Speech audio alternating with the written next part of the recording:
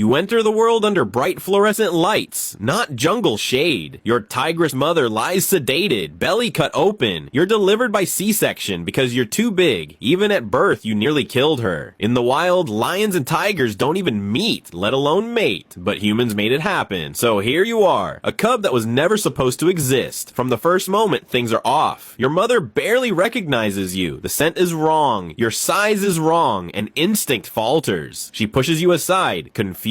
Instead of nursing at her belly, you end up bottle-fed by humans, wrapped in blankets under a heat lamp. You survive, but your first lesson is clear. Nature has no manual for what you are. Weeks pass. You grow fast. Unnaturally fast. At 3 months, you're already the size of a half-year-old tiger cub. Scientists call it hybrid gigantism. Translation, your growth switch is broken. Dad's lion genes tell you to grow. Mom's tiger genes, the ones that normally say stop, are missing. The result, you balloon past every milestone. By 1 year, you're larger than most full-grown leopards. The humans smile and call you their big boy.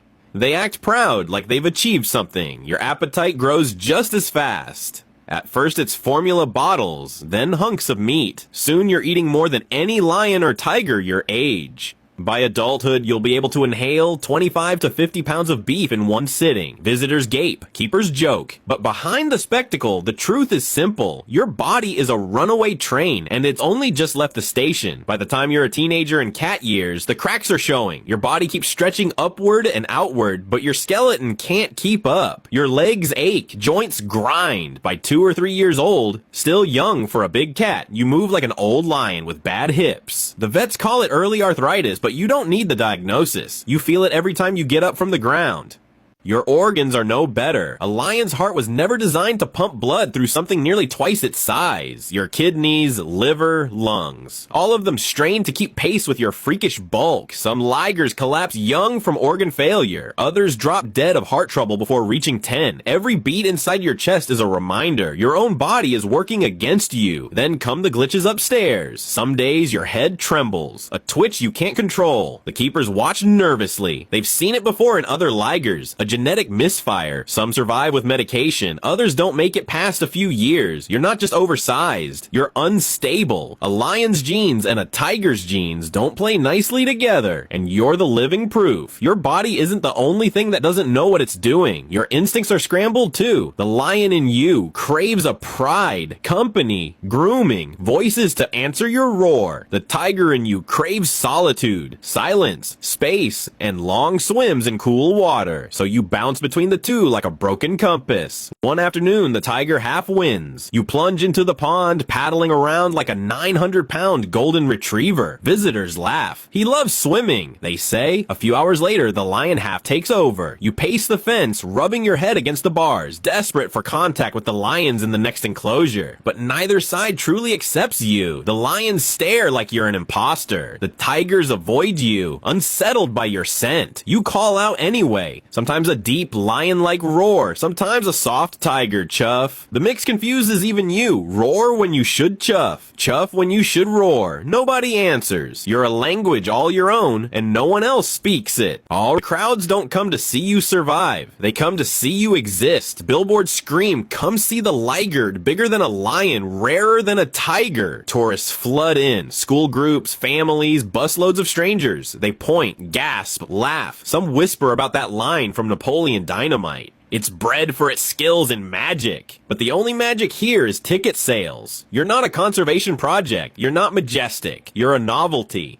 When you were a cub, they passed you around for photo ops, flashes in your eyes, little hands tugging your ears. Now you're too heavy, too dangerous. Instead, you sit behind bars, a living billboard. Every pound you gained became marketing gold. Every ache in your joints became invisible to the crowd. But pain doesn't care about the spotlight. By the time you're 5, your bones grind like an old door hinge. Arthritis creeps through your spine and knees. Rising from the ground takes effort. The keeper slips supplements in your food. Pain painkillers when you limp. None of it stops the slow collapse of a body that was never meant to exist. Inside, your organs strain. A lion's heart wasn't built for this workload. Tigers don't grow this big, but you do, because your growth switch is broken. Each year feels heavier, each breath more labored. The humans call you majestic as you lie in the shade, but you feel like a geriatric cat in your prime. If you're male, there's one more twist. You're sterile. You'll never father cubs. A genetic dead end, evolution's cul-de-sac. If you were female, maybe they'd try breeding you into something even stranger. A Liger, but you're not, so the cycle stops with you. A small mercy, maybe. Eventually, the crowd's thin. You're too stiff to put on a show, too quiet to be a draw. Sometimes laws change, or the money runs out, and one day you wake up in a different place. No screaming kids, no neon billboards, just trees, grass, and silence. A sanctuary. Here, no one calls you magic. No one calls you majestic. They call you what you are. Broken, but alive. They give you space to move, pools to swim, shade to hide. They try to rebuild the muscles that atrophied from years of pacing concrete. They give you softer ground for your swollen joints. For the first time, you can choose not to be seen, but Sanctuary can't erase your DNA. The damage is permanent. Arthritis never leaves. Organ strain doesn't reset. Every year past 10 feels like a stolen one. The staff know it. You feel it. You live slower, quieter, carrying the weight of choices you never made. And when the end comes, it won't be on the savannah or in the jungle. It'll be in a quiet enclosure, under human watch. Maybe you'll manage one last sound. Half roar, half chuff. That language only you ever spoke. Someone will call you beautiful as you fade. Online, your picture will keep circling, captioned majestic Liger. People will tap like, never knowing the truth. So why does it suck to be born a Liger? Because you're a lion that can't be a lion. A tiger that can't be a tiger. A body too big for its bones, too heavy for its heart. You weren't bred to live. You were bred to sell. And that's your legacy. Not majesty, not magic. Just misery wrapped in fur. Living proof that not everything humans can create deserves to exist.